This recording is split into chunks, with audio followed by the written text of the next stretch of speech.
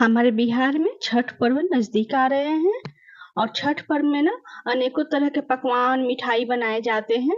उन्हीं में से एक ये है खाजा। जैसे हमारे छठ पर्व में ठेकुआ का जितना ही अहम भूमिका है महाप्रसाद में, उतना ही ये खाजा का भी है। और खाजा सिर्फ छठ पर्व में ही नहीं, हमारे यहाँ बिहार में जब शादी होता है ना, तब जब लड़की का विदाई होता है तो उसके साथ साथ ये ना चंगेला भर भर के ये मिठाई जाता है। अगर ये मिठाई ना हो तो समझिए आपका सारा शादी फंक्शन ही अधूरा है। और इससे ना शादी में अगर नहीं जाया जाए, दिया जाए इसको गिफ्ट के रूप में मिठाई में, तो इससे बाराती के साथ साथ घराती भी नाराज हो जाते हैं। और अभी छठ पूजा में भी इसे प्रसाद के रूप में हम लोग भोग लगाते हैं। तो देखिए इसे कैसे बनाना है, तो इसके लिए आप बने रहिएगा वीडियो का लास्ट तक। आज मैं आपको ना बिल्कुल हलवाई वाला जो स्टाइल होता है ना, वो वाला स्टाइल आपको बताने जा रही हूँ। हमारे बिहार में जिसे हलवाई लोग बनाते हैं, ऐसा नहीं हो कि खाजा बनाए उस वक्त क्रिस्पी हुआ और बाद में सॉफ्ट हो जाए, ये बिल्कुल नहीं होगा। इसके लिए मैं ना एक परात में 1 कटोरी आटा लिया है और उसमें थोड़ा थोड़ा पानी डाल के इसे अच्छा से सॉफ्ट सा डो लगा लीजिए। बिल्कुल जो आटा लगाते हैं ना उसी तरह से। जब ये डो लग जाए तो इसमें थोड़ा सा तेल हाथ में इस तरह से ले लीजिएगा और इसमें अच्छे से मिक्स कर देंगे ताकि इसके ऊपर अच्छा सा चिकनाई आ जाए। बिल्कुल इसी तरह से मिक्स करके और इसे एक कपड़ा से ढक करके इसे रेस्ट करने के लिए 10 मिनट के लिए छोड़ दें। तब तक हम चलिए इसका साटा तैयार करते हैं। साटा तैयार करने के लिए यहाँ पे हम 3 चम्मच तेल लिए हैं और यहाँ पे ही हम 2 चम्मच कॉर्नफ्लोर डालेंगे। अगर आपके पास कॉर्नफ्लोर ना हो तो आप यहाँ पे मैदा का भी यूज कर सकते हैं, लेकिन कॉर्नफ्लोर डालने से ना ये और ज़्यादा एक्स्ट्रा क्रिस्पी बनकर तैयार होता है। तो थोड़ा सा मुझे ना यहाँ पे ये साटा थोड़ा सा गीला गीला लग रहा था, थोड़ा सा मैंने इसमें 1 चम्मच और कॉर्नफ्लोर डाल लिया और इसे अच्छे से हम मिक्स कर देंगे। ये देखिए बिल्कुल इसी तरह से इसका थिकनेस होना चाहिए। अब इसे हम साइड कर देंगे। अब हम ना आटा को ले लेते हैं और इसे अच्छे से हाथों से मसलिएगा, जितना अच्छे से हो सके उतने अच्छे से इसे मसलिएगा। इसमें चिकनाई आ जाए, क्रैक ना रहे आटे में। बिल्कुल इसी तरह से हाथों से मल लिएगा ना तो इतना अच्छा से बनकर तैयार होगा। अब इतने आटा से ना हम 5 ठो लोई तैयार करेंगे। ये देखिए इस इतना से मैंने 5 लोई बना लिया है और पांचों लोई को मैं ना एक एक रोटी के एक तरफ पतला पतला बेल लेंगे। इस तरह से चिकनाई कर करके और मैदा में हल्का हल्का इस तरह से डस्ट कर लीजिएगा। उसके बाद इसे बेल लीजिएगा। इसे बेलने में कोई परेशानी नहीं होगी, ये अच्छे से बेल कर तैयार हो जाता है। आपने बिल्कुल इस रेसिपी को ट्राई कीजिएगा, कहीं भी आप फेल नहीं हुईएगा इस रेसिपी को बनाने में। मैंने कई बार बनाया है, मेरा भी खाजा ना सॉफ्ट हो जाता था उसको चाशनी में डालने के बाद। मैंने इसमें सारे टिप्स एंड ट्रिक्स दिए हैं जिससे आप कभी भी फेल नहीं हुईएगा खाजा बनाने में। ये देखिए ये मैंने एक रोटी बेल कर उसके ऊपर थोड़ा सा मैदा छिड़क दिया है ताकि उसके ऊपर फिर से जब रोटी रखे तो चिपके नहीं उसमें। एक एक करके मैंने पांचों रोटी के इसी तरह बेल कर मैदा छिड़क छिड़क के इस तरह से रख दिया है। अब ये लास्ट वाला जो रोटी है ना, इसे थोड़ा सा हम बड़ा बेलेंगे बाकी रोटी से। अब इसके ऊपर जो मैंने साटा तैयार करके रखा था, वो साटा से इसे अच्छे से मिलाकर इसके ऊपर लगा देंगे। जितना अच्छा से आप साटा लगाइएगा ना, उतना ही क्रंची आपका खाजा बनकर तैयार होगा। इस बात का आपको बिल्कुल ध्यान रखना है। कहा जाता है ना हमारे बिहार में, जितना अच्छा सामान डालिएगा उतना ही अच्छा आपका सामान बनकर तैयार होगा। तो वही हाल है, यहाँ पर आप साटा अच्छे से लगाइएगा ताकि अच्छे से बनकर आपका खाजा तैयार हो जाए। ये देखिए बिल्कुल इसी तरह से जब साटा लग जाए तो थोड़ा सा मैदा छिड़क दीजिए और फिर उसके ऊपर दूसरा वाला रोटी डाल दीजिए। इस तरह से अगर रोटी थोड़ा छोटा है ना ऊपर वाला, कोई बात नहीं है, थोड़ा सा खींचिएगा तो आसानी से ये हो जाता है। उसके ऊपर फिर से हम ये साटा लगाएंगे अच्छे से। उसके ऊपर थोड़ा सा हम मैदा छिड़केंगे। उसके बाद फिर हम तीसरा रोटी डालेंगे। एक एक करके हम इसी तरह से 5 रोटी सेम प्रोसेस से डालेंगे। ये देखिए लग रहा है छोटा है, तो इस तरह से चारों तरफ से घिसिएगा ना, आप बनाइएगा तो उसे खुद पता चल जाएगा। बहुत आसानी से ये बनकर तैयार हो जाता है, थोड़ा भी मुश्किल नहीं है। फिर से हम करेंगे, फिर से वही प्रोसेस अप्लाई करेंगे।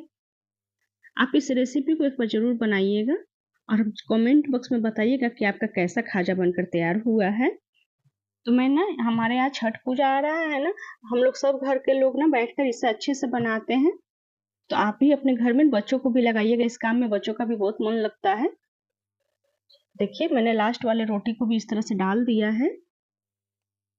उसके बाद ना हम क्या करेंगे, इसके ऊपर थोड़ा सा आटा लगा कर इसे थोड़ा सा बेल लेंगे, थोड़ा इसे बड़ा कर लेंगे इस तरह से, हाथों से दबाते हुए इसे अच्छे से बेल लीजिए। अब इसके ऊपर ना हम फिर से साटा लगा देंगे। ये देखिए अच्छे से बेल चुका है। अब हम इसके ऊपर अच्छे से साटा लगाएंगे ताकि रोल करे ना तो अच्छे से इसका सारा लेयर खुलकर बाहर आए। ये देखिए इसी तरह से सारे के ऊपर आप साटा लगा दीजिए।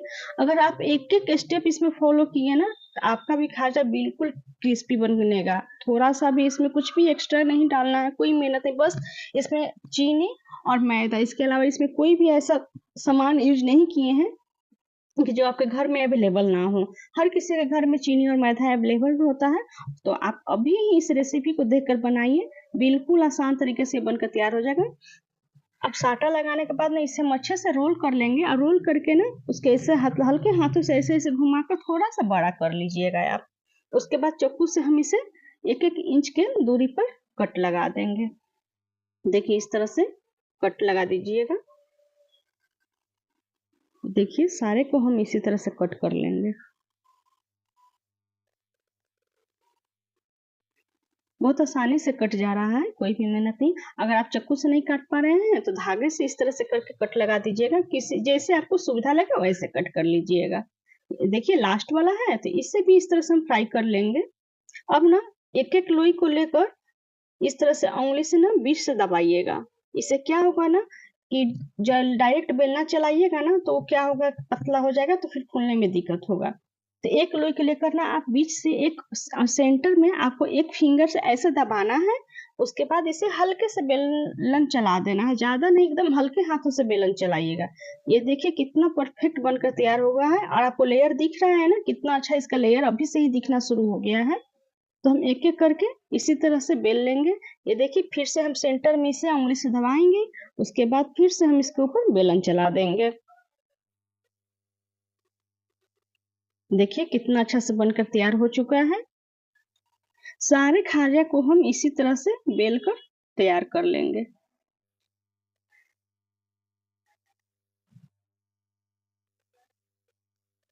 चलिए हमारा खाजा भी बेल कर तैयार हो चुका है। अब हम चाशनी बनाने का तैयारी करते हैं।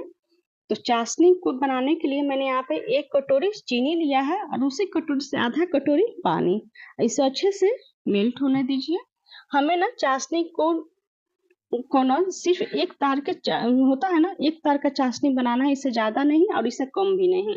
ये देखिए एक तार आना शुरू हो गया है। इसमें इलायची डाल दीजिएगा कूट कर और इसे हम साइड कर देते हैं। तो इतने लोग हैं ना कि चाशनी को क्या होता है ना थोड़ा ढीला रखते हैं। अगर एक तार से कम का चाशनी आप रखें ना तो खाजा उसमें जब आप डालिएगा तो आपका खाजा कुछ देर बाद सॉफ्ट हो जाएगा। इसलिए आप एक तार का चाशनी जरूर बनाइएगा।